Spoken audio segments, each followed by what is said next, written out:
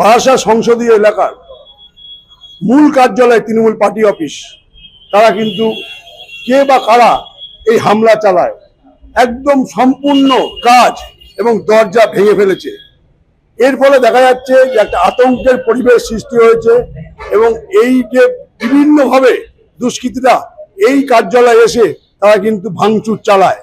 এই নিয়ে কিন্তু ইতিমধ্যে পুলিশ তদন্ত নেমেছে যে কে বা কারা এই রকম ঘটনা ঘটালো।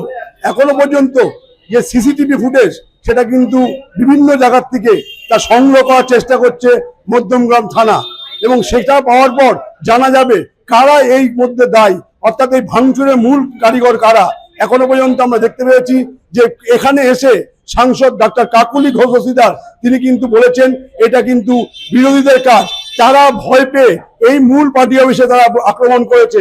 এখন দেখার বিষয় পুলিশ তদন্তে কি উঠে আসে।